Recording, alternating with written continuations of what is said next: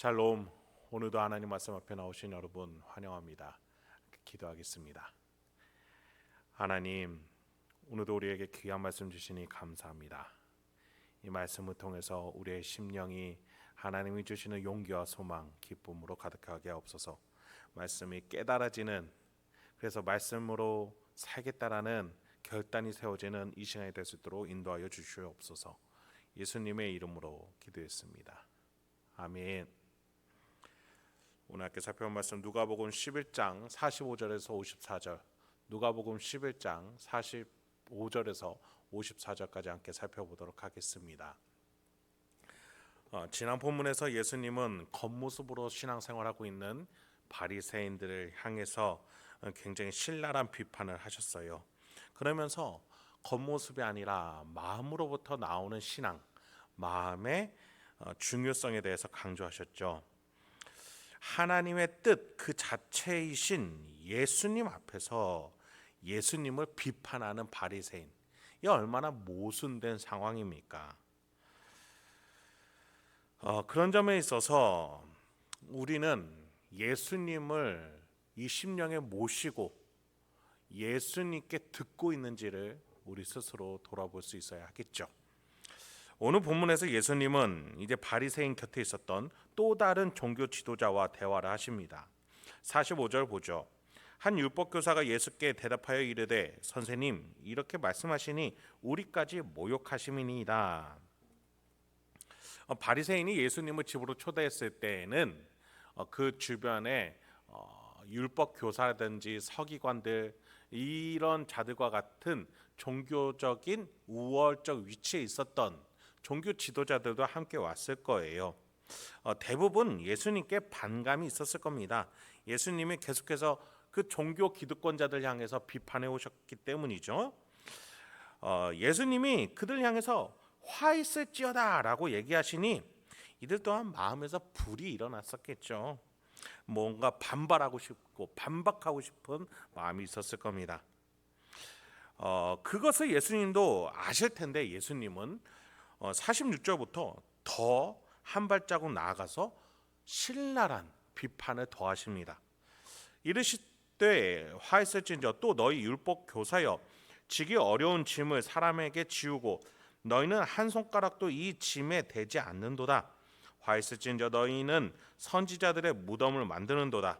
그들을 죽인 자도 너희 조상들이로다. 이와 같이 그들은 죽이고 너희는 무덤을 만드니 너희가 너희 조상의 행한 일의 증인이 되어 옳게 여기는도다. 예수님은 바리새인들에게는 실생활에 대해서 높임을 받고자 하는 것에 대해 비판하셨다면 율법 교사들에게서는 이 말씀을 다루는 행태에 대해서 비판을 하십니다. 자기들도 지킬 수 없는 쓸데없는 율법 조항들을 만들어내서 성도들, 신자들로 하여금 괴롭게 만드는 그들의 태도에 대해서 비판하시죠. 그들의 행태는 자기도 지키지 못할 것들을 학구적 욕망으로 인해서 생성해내므로 하나님께로 나아가기 위한 말씀이어야 하는데 그 말씀에 수많은 덮개를 씌워놓은 꼴이었던 겁니다. 그들의 행태는 말씀을 덮어놓고 영혼의 무덤을 만드는 꼴이었어요. 게다가 예수님은 율법 교사가 이 세대뿐만 아니라 그 전의 세대 계속해서 이렇게 하나님의 뜻을 왜곡해 왔다라고까지 말씀하세요. 여러분, 사람은요 본성상 변화를 추구하지 않아요. 내가 안락함을 누리는 그 환경에 그대로 안주하기 원해야 합니다. 물론 우리가 유행과 발전은 추구를 하죠.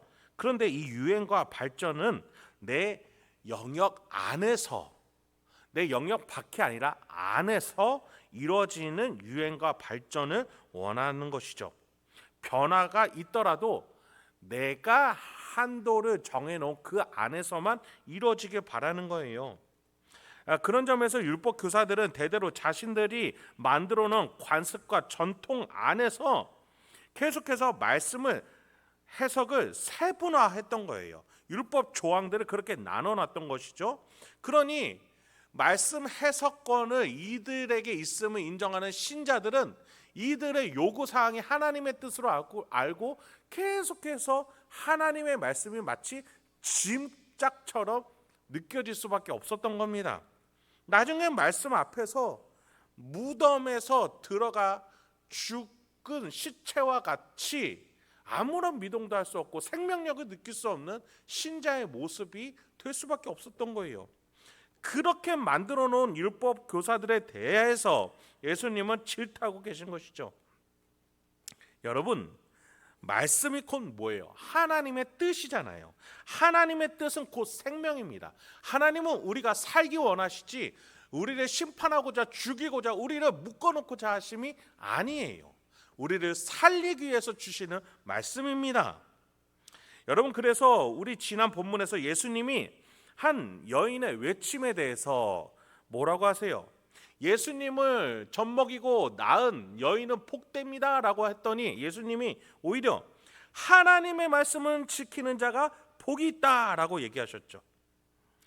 여러분, 우리 교단이요, 보수 교단이고 보수 신학을 향하다 보니까 다른 교회의 다른 모습을 가진 이들에 대해서 비판적일 때가 많아요. 더 나아가서 같이 한 교회에서 한 신앙생활을 할 때에도 옆에 있는 우리 교우들에게 비판적 태도를 아무렇지도 않게 내보일 때가 있을 수 있습니다. 여러분, 물론 말씀 생활과 신앙 생활을 자중하며 조심스럽게 하는 태도 중요합니다. 그런데 예수님이 뭐라 하셨어요? 너희를 반대하지 않는 자는 너희를 위하는 자다. 예수 안에서 우리가 그렇게 한 형제로서 나아가야 합니다. 그런 점에 있어서 비판보다 함께 덕을 이뤄가며 나가야죠. 그렇게 우리는 신앙생활 안에서 칼이 아니라 함께 손을 맞잡고 나아가야 합니다. 그런데 이 율법 교사들은 자신들의 관습 안에서 계속해서 자신들의 인도와 지도를 받아야 하는 대상들에게 율법을 세분화시켜 짐을 계속 지어줌으로써 자신들은 마치 옳은 자들인 것 마냥 기득권적인 위치를 점유하려고 했던 것이죠. 그러니 예수님이 질타하실 수밖에 없죠. 게다가 예수님은 이러한 인간의 본능과 탐욕적인 죄성, 말씀까지도 이용해서 자기 자신을 높이려고 하는 죄성은 이들의 선조에게도 있었다라고 얘기하세요. 49절부터 52절입니다. 그러므로 하나님의 지혜가 일렀으되 내가 선지자와 사도들을 그들에게 보내리니 그 중에서 더러는 죽이며 또 박해하리라 하였느니라. 창세 이후로 흘린 모든 선지자의 피를 이 세대가 담당하되 곧 아벨의 피로부터 제단과 성전 사이에서 죽임을 당한 사가랴의 피까지 하리라. 내가 너희에게 이르노니 과연 이 세대가 담당하리라. 화있을진저 너희 율법 교사여, 너희가 지식의 열쇠를 가져가서 너희도 들어가지 않고 또 들어가고자 하는 자도 막았느니라 하시니라.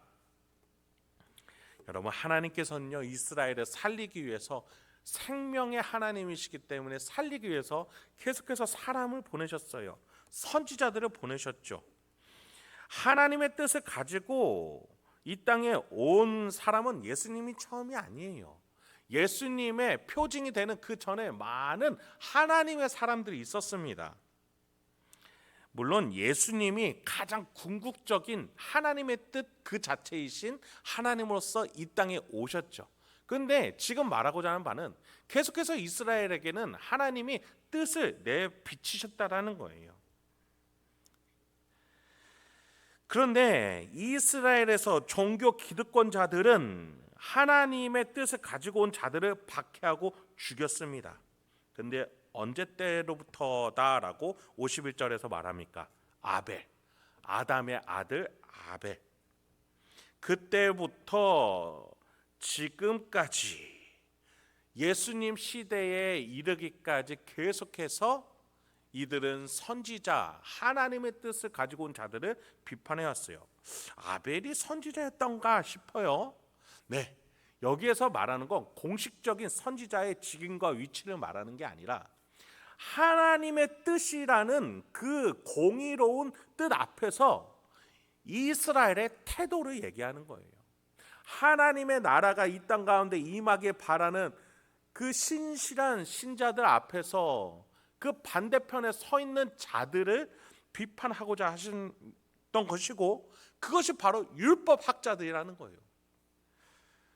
52절을 보시죠. 너희가 지식의 열쇠를 가져가서, 즉 하나님을 알 수 있는 말씀이라는 지식, 너무나 놀라운 생명의 지식을 너희들이 혼자 가져가서 너희는 그 말씀으로 천국에 들어가지도 않고 또 들어가고자, 즉 말씀을 깨달아서 하나님께 나아가고자 하는 자도 막았느니라. 그러니 이들은 불의한 자죠. 하나님 앞에 아벨처럼 예배를 올려드리며 하나님과의 사이를 회복한 자들이 있는가 반면에 하나님의 뜻을 계속해서 왜곡시키며 막는 자들, 불의의 자식들이 있다는 것이죠. 여러분, 그런 점에 있어서 우리는 선생이 되려고 해서는 안 되겠습니다.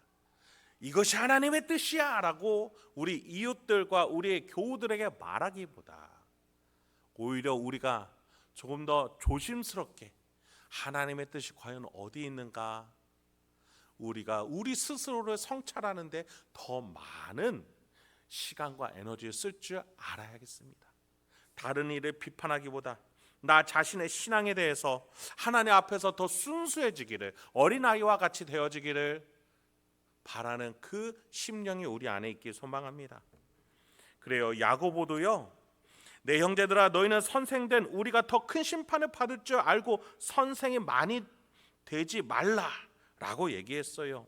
그러면서 우리가 말들의 입에 재가 물리는 것은 우리에게 순종하게 하려고 그 온몸을 제어하는 것이니라 하면서 뭐라고 했냐면, 우리가 다 실수가 많으니 만일 말에 실수가 없는 자라면 곧 온전한 사람이라 능히 온몸도 굴레 씌우리라 라고 얘기했어요.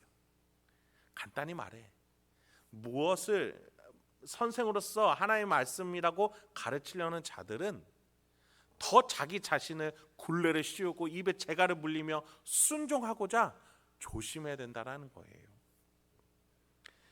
여러분, 그래요, 저 자신부터가 하나님 말씀을 가르치는 자로서 온 몸이, 온 전신이, 마음과 지성과 이성이 하나님 말씀대로 살기 위해서 몸부림쳐야 할 줄 저 또한 믿고 있습니다.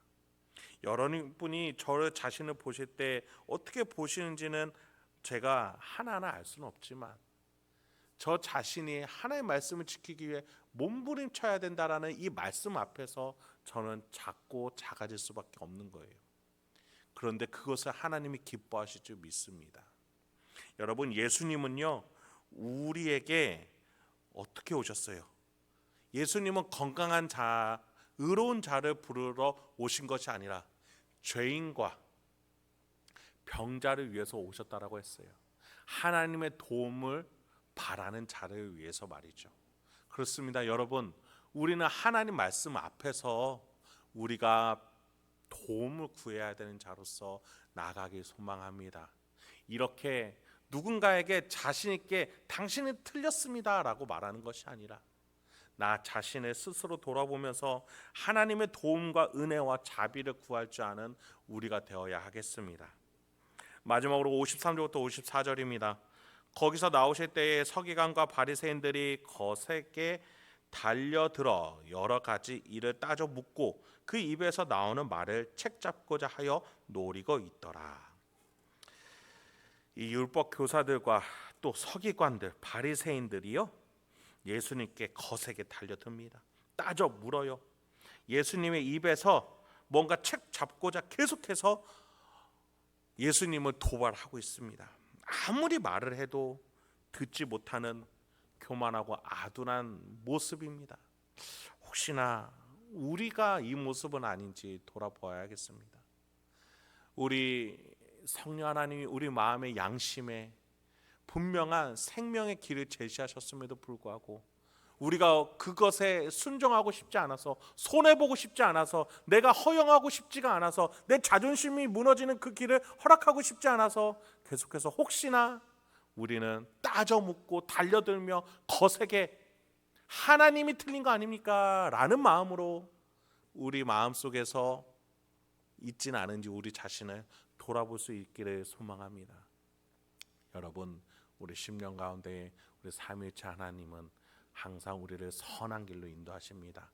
그 하나님께 순종하면서 어린아이와 같은 신앙으로 우리가 하나님 아버지 앞에 나아갈 수 있는 저와 여러분들에게 소망합니다. 함께 기도하겠습니다. 하나님, 오늘도 우리에게 귀한 말씀 주시니 감사합니다. 주님, 이 말씀 앞에서 우리 자신을 돌아보게 하옵소서. 누군가에게 선생이 되기보다 하나님 앞에서 듣고 배우는 제자가 되게 하옵소서. 그리하여 하나님 앞에서 순수한 자로서 하나님의 놀라운 사역에 동참할 수 있고 영혼을 살리는 데 합류할 수 있는 그 사역에 오히려 더 마음을 쏟을 수 있는 우리가 되게 하옵소서.